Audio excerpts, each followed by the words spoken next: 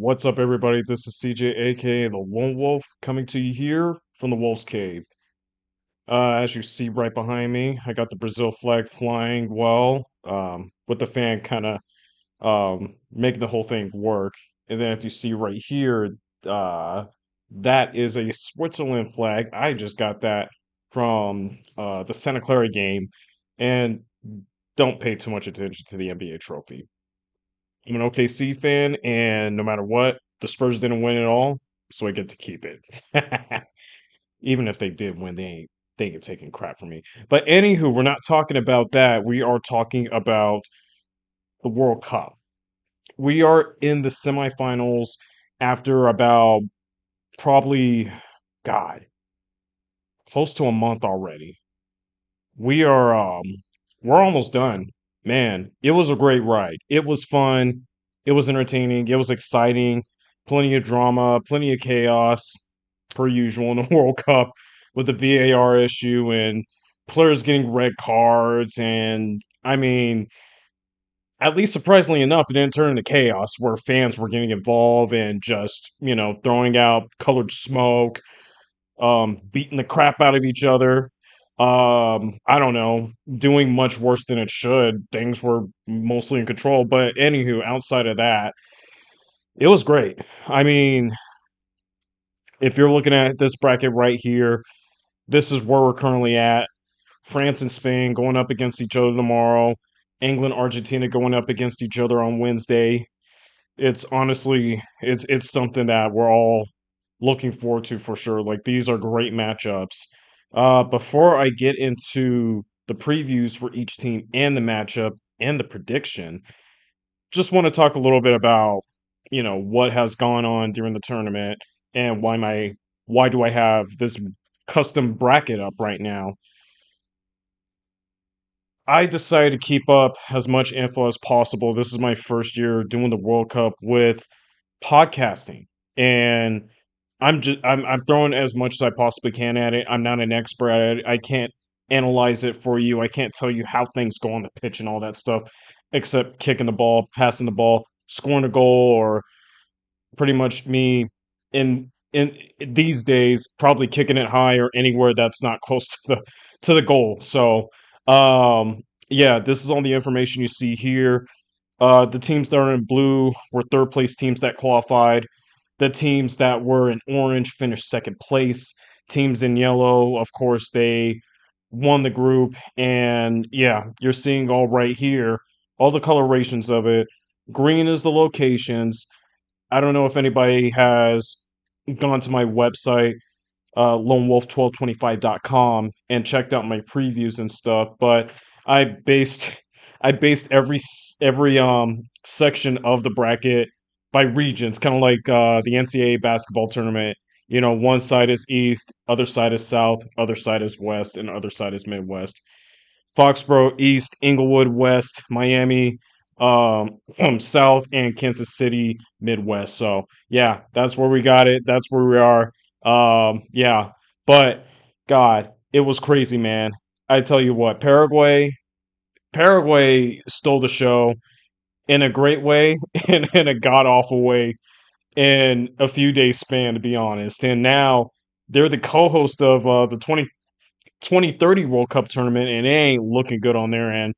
Obviously, Canada got their first World Cup win in the knockout stage after qualifying for it. We were thinking Portugal could go on a run. Their run ended against Spain, but at least they ended Croatia's run. Because then, if they would have beaten, if Croatia would have beaten Portugal, we could have potentially had another semifinals run on our hands with them. They are hard to kill until this one. U.S. definitely had a good run. I thought they were pretty inspiring. I thought they were a pretty good team, but I'm not going to go into the situation before the Belgium game, politically speaking. But it didn't work out for them. They still couldn't beat Belgium. Belgium has taken them out on multiple occasions now, whether it's the World Cup or friendly or exhibition or something like that. They lost sometime before the tournament even started, and now they got blasted away by them. And man, it was just a horrible way to end it. Um, who else? Brazil. I mean, I knew they would get a win. I was kind of hoping they would get past Norway, and things just didn't work out. But I think Norway was just awesome to watch. I was a big fan of seeing that Viking picture, and then some. Erling Haaland just scoring goals, being in line to score goals every time, whether he has the ball or not. He's just a danger when it comes to being this deep towards the opponent's goalpost and everything. Man, he is awesome to watch. He's a great guy too to watch too. Mexico had a great run. They ended their 7 game losing streak when it comes to knockout stages for like the first games and stuff. Unfortunately, this is their eighth straight loss when it comes to the round of 16, and yeah, they have yet to break past the round of 16, and with the round of 32 games being the thing, who knows? The streak might end up continuing for a little while. But man, Mexico was awesome to watch. I will give them credit, man. They were a tough fight. Their players were pretty good. It was a little bit weird not having Memo Ochoa kind of leading the team a little bit, but some of the players were pretty good. Like it was a good quality play. Um, who else? Who else? Cape Verde was an awesome story. They tied all 3 games, qualified as a second place team, and pushed Argentina to the brink. To be honest, I mean, I would have expected them to get to PKs, and then it's all up to Cape Verde to possibly come through with it.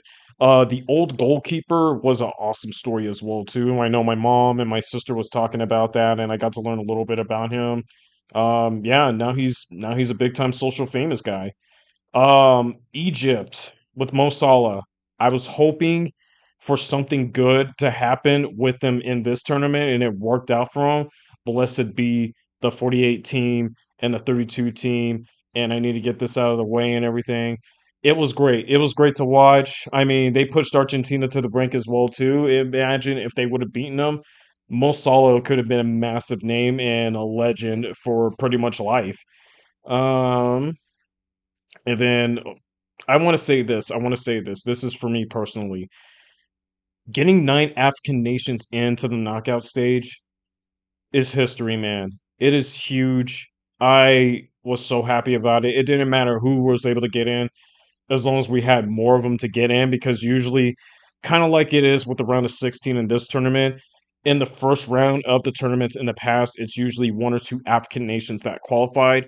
The fact that we got 9 with the way it worked out, South Africa, Morocco, I'm trying to see who else, Senegal, Ivory Coast, Congo for the first time, Cape Verde, Egypt, shoot, Algeria. I believe Algeria as well too, if I'm not mistaken.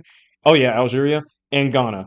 9 teams, 9 African nation teams. That is history, man. That is huge. It would have been nice to see, like, if you see that bracket over where Argentina's located, just imagine if all those African nations defeated their opposing teams. That would have been an all African nation region that could have just owned the Midwest. It would have just been awesome. But I'm glad to see that it has worked out. Maybe Cape Verde is going to get better. Maybe Congo's going to get better. African nation teams that didn't even qualify for this World Cup tournament, they're going to end up seeing that. And who knows? Morocco is going to host as one of the 3 nations next to Portugal and Spain for the next tournament. So there might be more African nations trying to qualify to get in. And for all we know, FIFA's talking about expanding to 64 teams. God help me. And possibly we'll have a quarter of the African nations qualify for the tournament. Who knows? There's plenty of them out there. Who knows what's going to happen? I can't wait to watch that. But yes, this has been to me this has been a great tournament to watch. It's been awesome. The fans were awesome. All different countries. Still one of my favorites was Scotland and Norway. Just taking a part in it. Scotland's national anthem was just something that I could just get together with the boys at the pub and just have a few drinks and just sing the national anthem. Whatever the whole thing is, it's like telling a story pretty much and just singing it up. It was great. And then Norway, those fans rowing. Even when Brazil lost to them, I was involved in rowing, even in sadness. It was awesome to watch, and I did it from this chair right here the whole time. So yeah, I can't wait. I can't wait to hopefully be a part of this in 4 years. I do plan on going on a trip there, and I'm gonna work my ass off to save up for it, or hopefully I can find some connection, please. But yeah, now we're here in the semifinals. I want to talk about it. We'll start with the Golden Boot race. Currently the players of the remaining teams that are left that are in the Golden Boat race is of course Kylian Mbappe and Lionel Messi leading with 8 points, but Kylian has the edge over Messi with the assist. Harry Kane and Jude Bellingham, who's rising, come in with 6 goals. Tied, I'm assuming Harry Kane's leading in the second place, but Jude, with how he has done the past few weeks, especially in the knockout stage when needed, I don't know, man. He could be in line to trying to get that boot. Who knows what's going to happen with that? And then, third or fourth or fifth or whatever you want to call it with the tie, Mikel Oyarzabal. I think that's how you spell it. Michael. It's Mikel. I botched it probably. I don't know how to pronounce that, but he's leading Spain in goals with 5. Okay, now we get to the previews of each teams. I don't know how much I'm going to explain it. This is pretty much what I have done up to this point with a little bit of knowledge. So here is all. Here's my PowerPoint slides that I put together for the past couple of days, or maybe 3 days or so. I don't remember. But I posted it all on my website. Again, lonewolf1225.com. Check out my stuff. I have my World Cup information. I do information for college football and the NFL, and maybe a little bit of NBA as far as just previewing for the playoffs, probably, and then whatever else I can think of to throw in whenever I do have a chance to do it. But I have all the information and then some. I can't really remember um how to pronounce my podcast name, but it's The Wolf's Cave. There is another The Wolf's Cave on Spotify. I will put the link in the description on my YouTube. Yeah, pretty much on my YouTube, and hopefully you guys can find it. It's a little complicated, but yeah, I talk college ball mostly. I talked a little bit about the World Cup, and I talk about life sometimes as well too, which I hope to do more of, since I travel out to games or just in general and stuff. But yeah, here we go with these slides. We will start with France. France, from the beginning of this tournament, have just been dominant. They do not look like they have much of a weakness. They don't look like they're wavering or lamenting. They have assaulted every opponent possible. And yes, Paraguay was a tough draw, but Paraguay was also a pain in the ass. And everyone agrees that they are a pain in the ass. And I want to say, unless you're Paraguay fans, but if I were you, Paraguay fans, I would totally agree. Those players were pain in the asses, and you know it. But France managed to just wreck the group and then destroy in the knockout stage with Sweden that's not good on defense, and they just could not put in an offensive game like they have in the past. They were able to break through Morocco's tough defense. Morocco's a pretty good team, but France has proven they are just a dominant team. And it shows. They got 16 goals to just 3 goals allowed. They have not allowed a goal in the knockout stage. They have been on a tear. And they've played like a team. They've been there for each other. And oh, most importantly, Kylian Mbappe is good to go for tomorrow. He had a injured ankle. It didn't seem that bad. You know, he felt it a little bit, but at the same time, he wasn't, I don't know, he wasn't feeling too much pain over it. He was like, "No, I'm cool with it. It's no big deal. It's just a small ankle sprain or whatever." And he walked off okay. He's like, "We're good. I'm good. I'll be good." And he had a few days off, so I expected him to be ready at least 90% to play.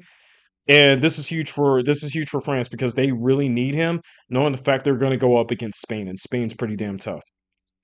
But a little bit of a background on France going into the semifinals. I want to do a little story on each of these teams as best as I possibly can for the research I did for the past few hours and sometime yesterday as well too before I put all that stuff together. A lot of stuff was happening.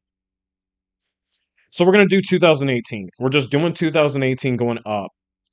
And this is for all 4 teams. They all have a story that led them up to this point. And you guys, it might blow your mind a little bit. So 2018, about 6 years after Didier Deschamps took over, he was building up that roster. And France, I didn't think France would be championship ready team, but I've heard about Kylian Mbappe being a specimen. a potential star for France. And then you have him along with Osman Dembele, along with some of the French players that have played in the past, including Hugo Lloris. I think that's how I pronounce him, who was a longtime goalkeeper for France at the time. I don't know if he was around for the 2006 tournament when they went to the finals and came up short against Italy.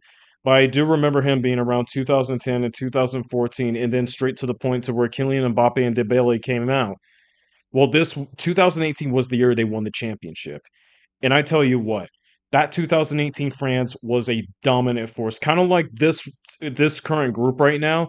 I mean, they went on a scorcher, obliterating a lot of teams, scoring 3 points, 4 points, giving opposing teams not much to respond to. It was kind of difficult for them to keep up on.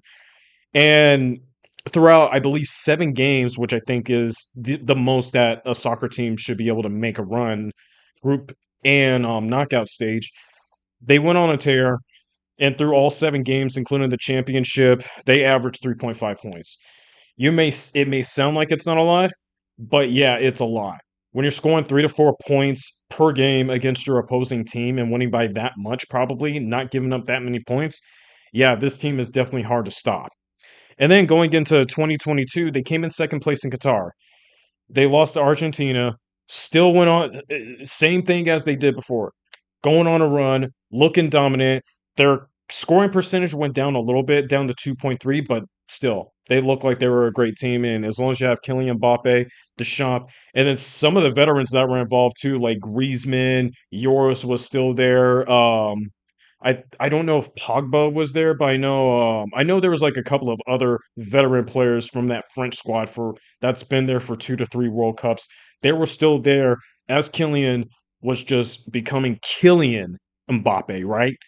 And now with with him leading and then Dembele backing him up, who was alongside him when they both came up in 2018, this could be their championship year. They could win 2 championships and 3 World Cup appearances. I mean, from what I've seen from France, they kind of resemble Germany a little bit when they were dominant in the past. Every time Germany made that tournament, oh Lord, here we go. They're going to start obliterating everybody, and that's what France is currently doing right now. They're obliterating everybody, but they have a star. They have a backup star. They have players that are talented and experienced and have gone through this. And then you have a manager like Didier Deschamps, who's been able to lead this squad to being just such a dominant force. And this what makes France just such a tough team to like take out. And when you're dealing with a team that can score a lot of points too, you better have a great defense to match up against. And speaking of defense, we move on to Spain. This is the third time Spain's in their semifinals. They lost one, that was a long while back. And then the semifinals they won the championship. That was in 2010. And I will get to that one in a moment. So, in 2018, 8 years after they won their championship, 2014, they looked nothing like themselves. Pretty much they had a World Cup hangover, and they didn't even win the group. They didn't even make runner up as group. They finished, I believe, third or last. They just were not good. They weren't the Spain team that we all thought they were. Right, coming into 2018, they do qualify for the knockout stage, but they still didn't look like who they were. They were kind of like in and out. They still had they still had a veteran squad, but not that much, unlike the 2010 that played the 2014. At that point, that roster was just kind of on their way out, and 2018 was kind of like a rebuilding Spain team. They still qualified, but they lost to the host team Russia in PKs 3-4. Very surprising, very shocking. Nobody would have expected this. Nobody expected Russia to make this type of run. But apparently Russia was at home. They had the home field fans behind them. And their president as well too. We're not going to make a mistake about it. Maybe he had his hand in it. But Spain just didn't look like themselves, so they needed something. They just had to find their identity again. So this is where 2022 comes in.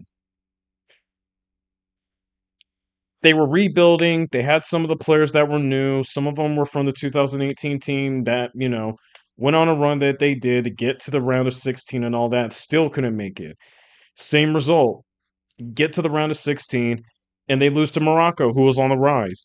But they got massacred on the PKs. They didn't score a damn thing. Morocco just felt confident in themselves, and if they had to play to the PKs, they were willing to play to the PKs. But Spain did not look like themselves still, so they needed something. In comes 2026. This kid named Lamine Yamal. Heard of him since 2025. He was going to play for Spain. He's going to qualify, be on the Spain international team going into this World Cup. This kid's definitely got something. Even with one goal, he just seems like a danger every time he's on the pitch. Whenever they see him with the ball on that line area where he's about to score a goal or even try to attempt one, they know they have to go after him. And that opens things up for other players around. And I mean, you're looking at this right now with Mikel Oyarzabal leading with what, 4 goals, or yeah, 4 goals, 5 goals. I should have changed that one. Five goals. But him and a few other players contributed to scoring those points. Lamine Yamal only has 1 goal, but he's been the center of attention at this point.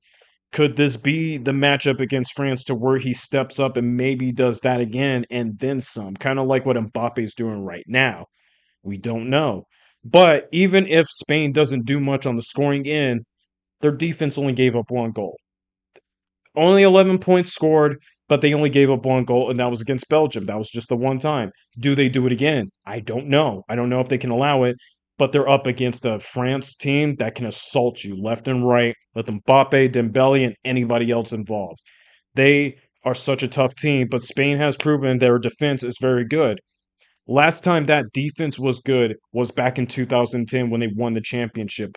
I think they allowed 2 goals. 2 goals, I believe all of them was in what, group stage? Let me see. Yeah, all of them was in the group stage where they gave up 2 points. But once they got into the round of 16 in the knockout stage, they were unstoppable. They beat Portugal. They beat Paraguay. They beat Germany, and then they beat the Netherlands in a very entertaining finals where the Netherlands were just unorganized, uncommunicative team that was still assaulting opponents. And Spain, long and hard, got into the extra time and was able to get that game championship clinching goal to win the whole entire thing. And their defense played a massive part into it. Their defense is playing a massive part into it again.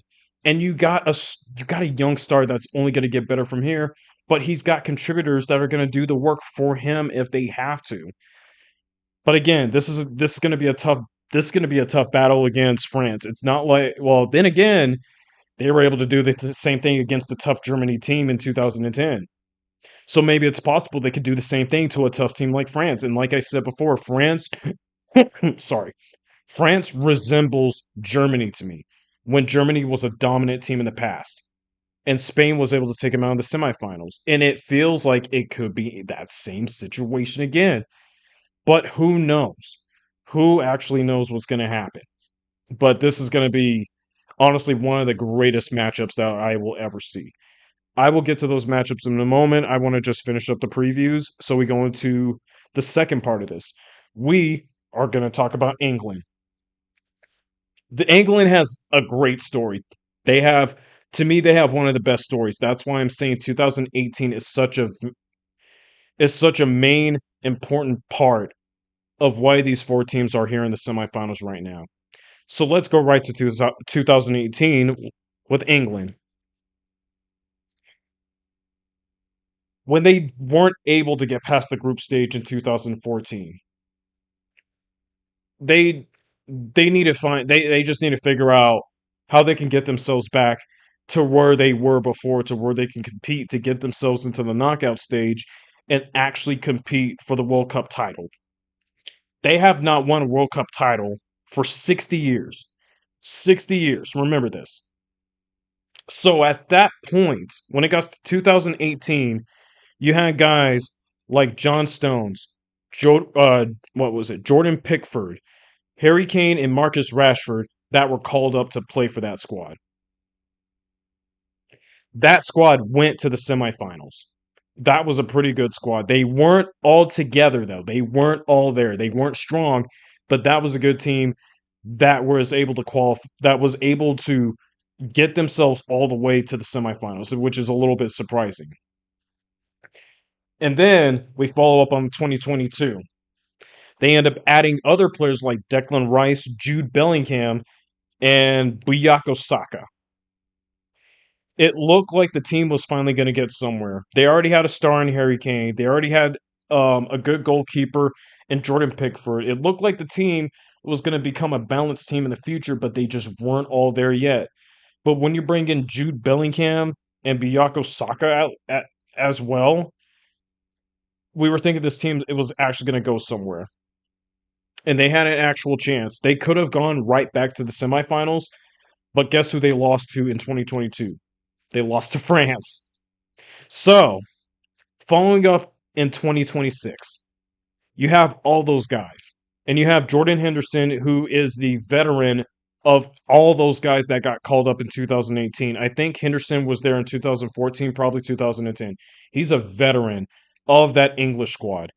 That English squad got all the way to the semifinals. They took care of business against the pesky Croatia team where we all thought they might make a semifinals run.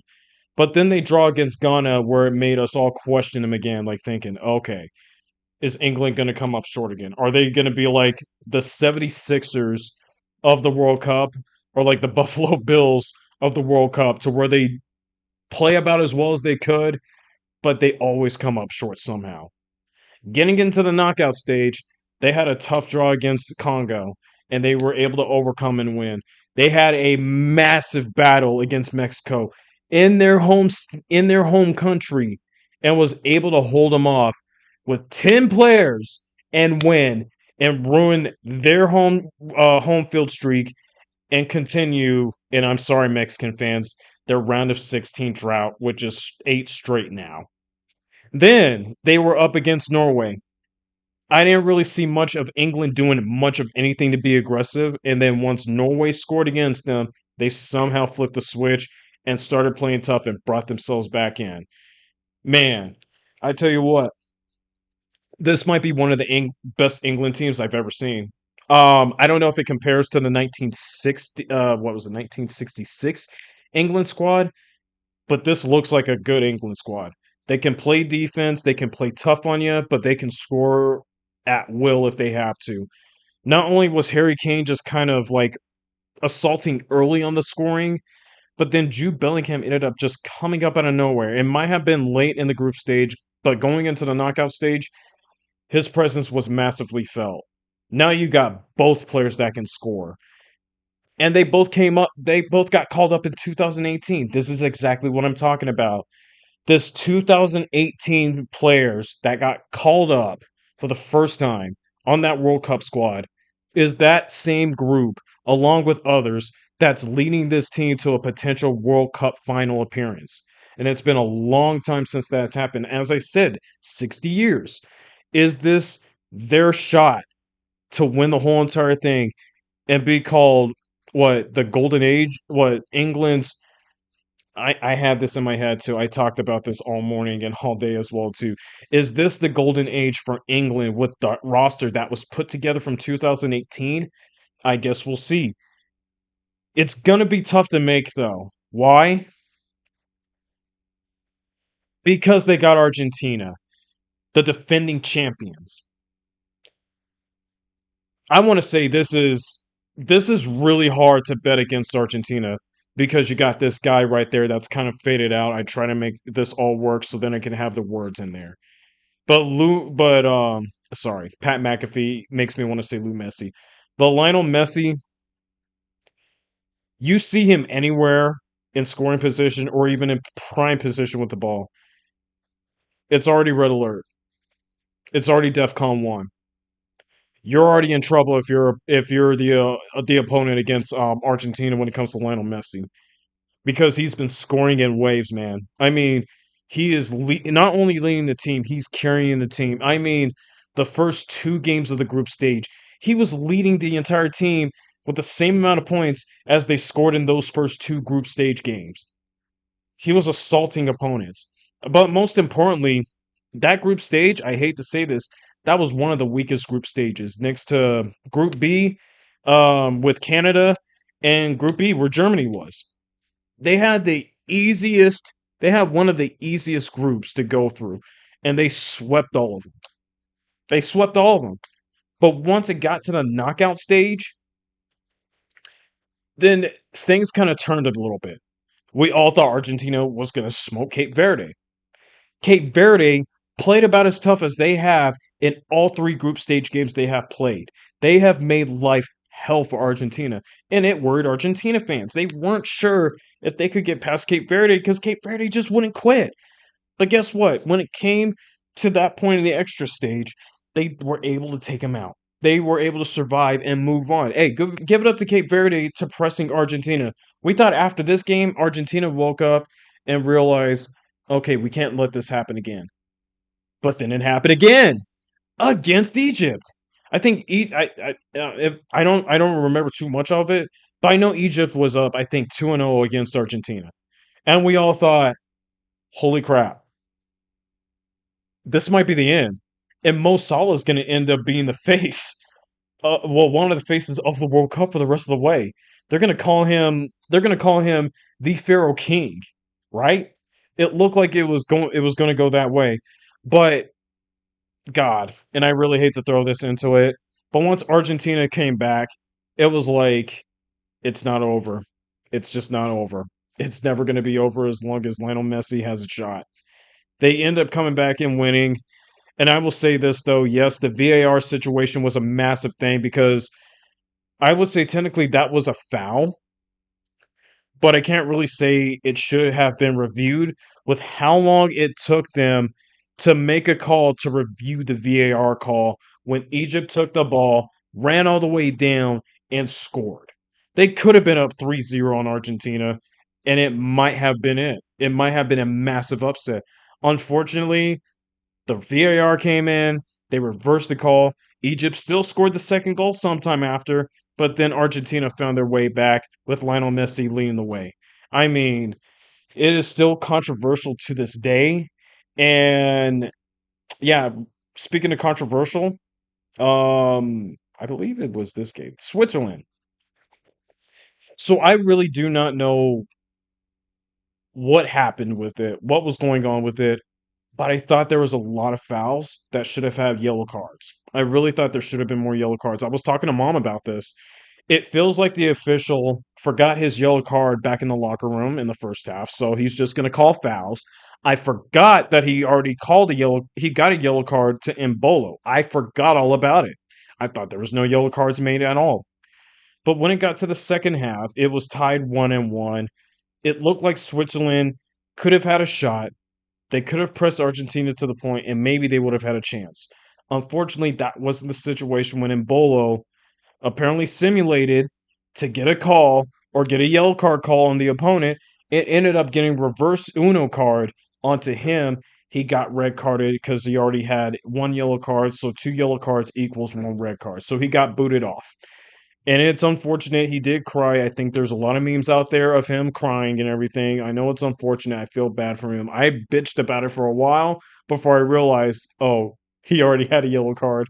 But yeah, there was a lot of stuff happening. People can make whatever case they want and judge with Argentina and how FIFA's trying to favor them. But Argentina's here. You know why? Because they find a way to win no matter how bad things get. They figure things out. Again, they had the easiest road. They had one of the easiest road of the group stages. And they just happened to come in a tough draw in the knockout stage against teams that felt so confident that they have a chance to actually go the distance. Um, but yeah, Argentina's here. They got the most fouls, so that's going to be played right into it. I know a lot of people are saying they should have had at least a few yellow cards. Messi has gotten away with a few of them. I feel like it's a protected thing for superstars, but we could say that about some players.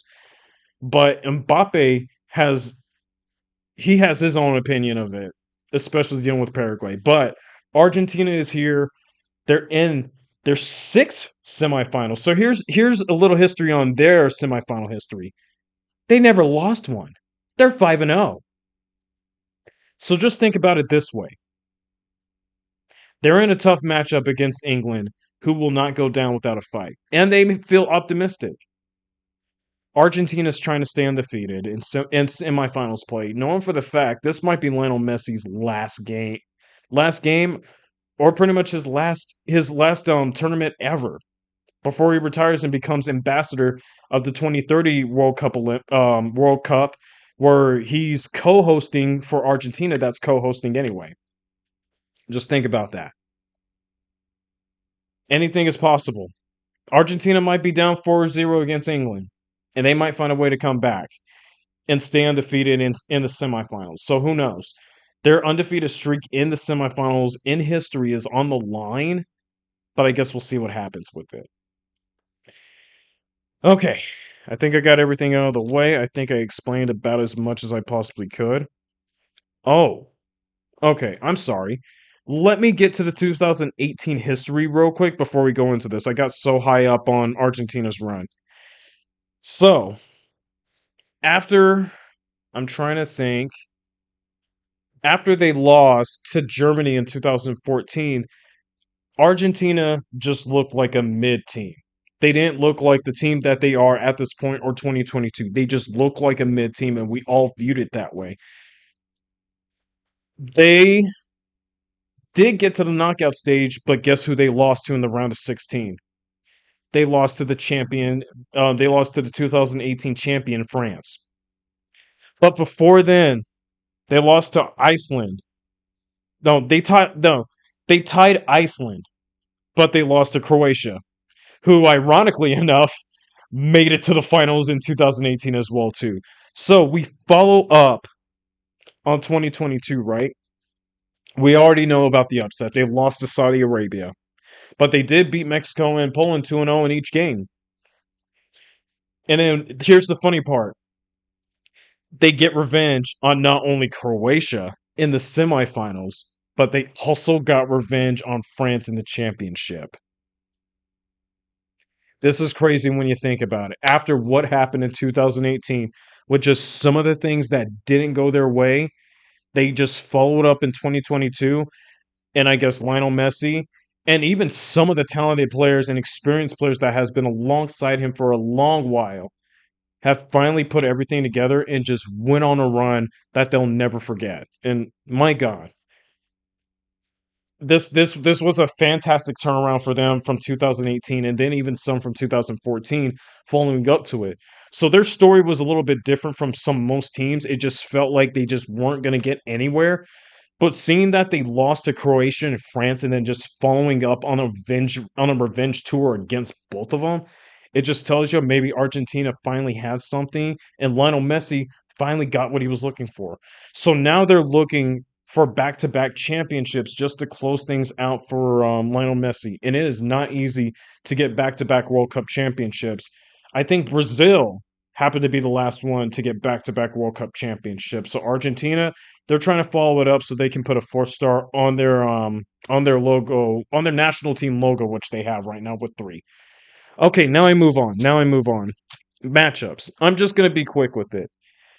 So Spain and France meets up for the second time, right? Again, I talked about this. This is pretty much the unstoppable force versing against the immovable object, right? Spain's success has been defense. They've proven that in 2010 and have won that championship that year. But France has proven with Kylian Mbappe and Dembele, they are a massive problem on all ends. They could play good defense. They could play good offense. They can make life difficult for opposing teams when they have the ball. And when it seems like opposing teams have a chance to score, which only the group teams have on a couple of occasions, they just can't be successful. And to an extent, they had a tough draw. They had a tough draw against.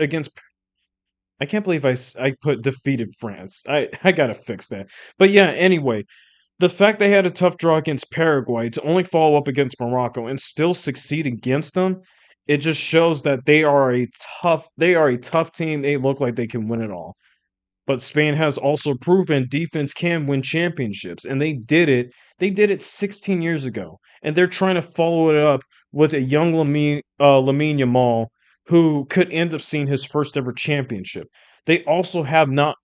I don't think they like under like since he was involved, they haven't lost a game in World Cup play, whether it's the World Cup or World Cup exhibition or World Cup qualifier. I think Spain's been dominant from the start of that run up to this point right now. Outside of drawing against Cape Verde, that was a little bit questionable, but it's really tough for me to pick. I really had the obvious pick. I think I'm sticking with that obvious pick. I'm gonna go with France. I feel like France is gonna find their way past Spain. Spain is a tough defense to play up against, but if Spain can't find ways to get anything scoring, especially if Lamine Yamal doesn't score one goal in this game, I think France is going to make life hell for him. And Mbappe says he's 100%, so he's good to go. And Dembele is still good. So they got the players, they got the talent needed to succeed and beat Spain. But don't be surprised if Spain somehow compresses France long enough and frustrates both Dembele and Mbappe to where they get a point on them and hold them off for the rest of the game, or they force things into extra time and maybe take it towards PKs and try to get leverage over it. And then we move into the England Argentina matchup. So here's another thing. God, I don't know if I had my notes on me. No, I don't have my notes on me, but I can explain it about as best as I possibly can from what I've researched. So England and Argentina have a long history against each other. They've played each other before.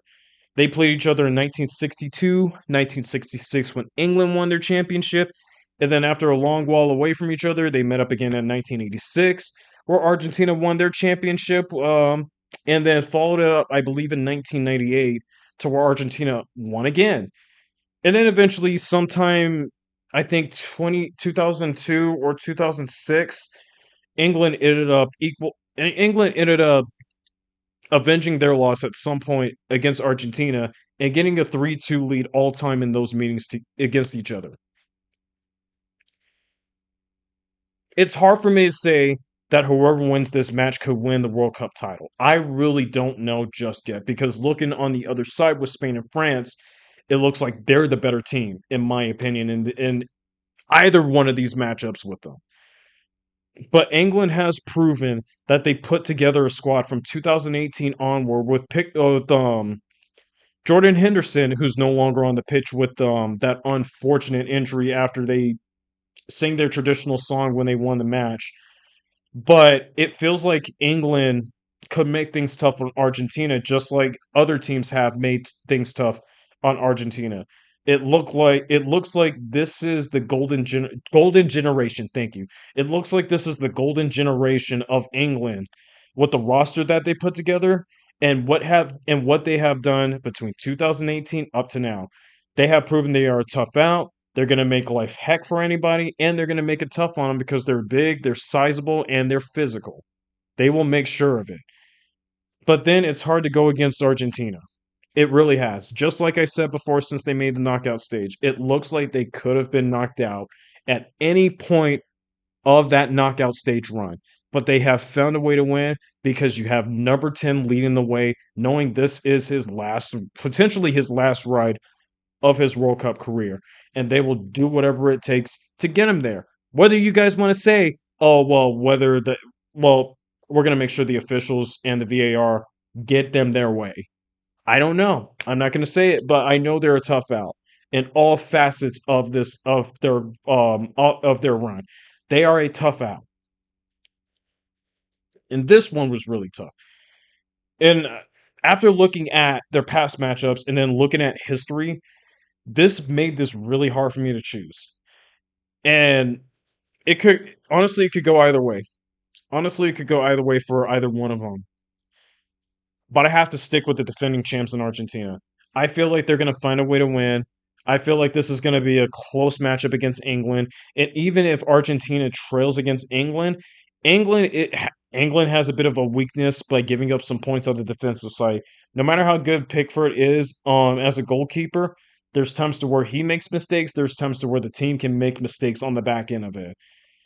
So I think at some point, I feel like Lionel Messi can expose it. I think the players that have finally got themselves involved in scoring points to back him up will get themselves involved. It comes down to confidence and persistence. and I feel like Argentina is the team who's going to just barely edge over England. That was also confident and persistent as well too. It pains me to say this. I would love to see England in the World Cup title game, but I just feel like Argentina's going to find their way back in. And now that I gave my predictions, it just sounds like we might have France and Argentina meeting up again. While Argentina has been that resilient, persistent team that has just not quit, not given up, and found a way to win, France just has looked like a dominant team from start to finish.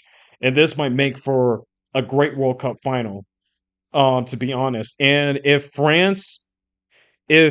I'm trying to think.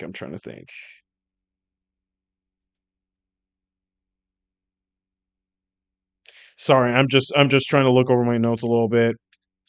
I feel like if Argentina and France did not meet up in 2018, to be honest, in the knockout stage, this could have been a three. This could have been the matchup three times in a row, three World Cups in a row. I don't know if that ever happened before. I don't recall it ever happening before, but that would have definitely been a first of it happening. But unfortunately, if these two teams do meet up, I feel like this is just going to be the last time that they both meet up. And it's awesome seeing Mbappe and Lionel Messi playing up against each other because those are two scoring machines. But we'll see what happens. The semifinals is going to be great. It's going to be awesome to watch. I think it's worth watching in my opinion. Definitely tomorrow is going to be the start of something. I cannot wait to see how this plays out. Okay, now that I said all that I can say, I'm gonna do my best to get out the World Cup finals predictions after Wednesday. I'll probably do it Thursday. I have a couple of friends that are potentially coming over to visit me for this weekend, so I'm going to be most preoccupied with that. But as I'm going to watch the World Cup semifinals, I'm going to take some notes, jot some things down, and just get things all together. Just so once that last game ends on Wednesday, I can try to put the pieces together and maybe try and talk about it probably on Thursday. Maybe I think at best on Friday since they won't come until Saturday. So that gives me a little bit more time and a little bit of leeway to kind of get things all put together. But yeah, I just want to say to anybody that has checked out my post at any point, it could be anybody for all I know. I appreciate you guys. I got a lot of views on July 4th. I didn't even expect it.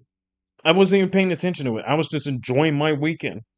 And then when I came back on to try to put some stuff together for like the round of 16 or the semifinals post, I ended up seeing that long ass tower all over my average views and stuff. And I was like, who the heck has time to check out my post on July 4th? But I appreciate it. I really do. I do the best I can to like work hard, put all my information that I researched together just to talk about this. And it's not just what I've seen from watching games and stuff, whether it's the World Cup or college football or the NFL or stuff. I do research on the history of it just so I can tell a story about it. I like to make it a little bit interesting for people that does not know about their background a little bit, just like this World Cup right now. I think from what I recall, when I listened to the Pat McAfee show, a guest says I think no more than 8 teams won at least one World Cup game, and I'm like that's not possible. But just think about it. It's going to be 100 years in 4 years since the World Cup first existed, and they play every 4 years. And this is like I'm not going to do the math on it. I'm not going to get it, but I never thought about it that way, but it's just crazy. It's just crazy the amount of teams that have played for this long and only about 8 teams won at least a World Cup championship. It blows my mind. But yeah, I do the best I can just to do this, just to kind of talk about it, which I do pretty much every day, whether it's with people or just to myself, just so I know, okay, what am I going to put together? But yeah, I put a lot of stuff together for this as best as I possibly could just to come up to the semifinals. It would have been nice to do the round of 16 or the quarterfinals, but apparently FIFA World Cup doesn't take a day off, which has been proven this World Cup. And with the 64 team World Cup coming up, if they follow through on the 64 team expansion, there might not be a day off until the semifinals. Who knows? It's kind of a pain in the ass. I can understand from Germany's standpoint that I think teams need a little bit more of a break than less of a break when they head from between the group stage to the knockout stage. But what do I know? I'm not a part of that committee. But yeah, I think that's about it. I hope you guys have a good rest of your night. If one of your four teams is still in it, good luck to them. If not, well, just still enjoy the World Cup. I have enjoyed my time with it. Even if Brazil didn't go the distance, I still had a great time. I have fun getting to meet at least some of the fans that came from different parts of the country or even lived in this country but are major fans of some of their big time teams. And then me just getting the Swiss flag out of going to the Qatar Switzerland game, that was fun, even though I did buy it. But yeah, that's my memory. That's my memorabilia. That's history. And I just hope I can do more of it. All right, guys. Y'all have a good day, good afternoon, good night, wherever you are, whenever you're listening to this. Be sure to check out my website, lonewolf1225.com. Check out my podcasting called The Wolf's Cave. I don't know how you're going to find it, but if you can see, dang, I wish I had my logo right now. I would have definitely showed you it. But I'll get it posted. I'll get it posted on my podcast or my YouTube, and you'll end up finding it. Well, if anything, YouTube. And then you should be able to find it. I'm sorry. But I'll practice more on it the next time. But yeah, y'all have a good night, day, afternoon, wherever you're at, whenever you're listening to it. Peace out.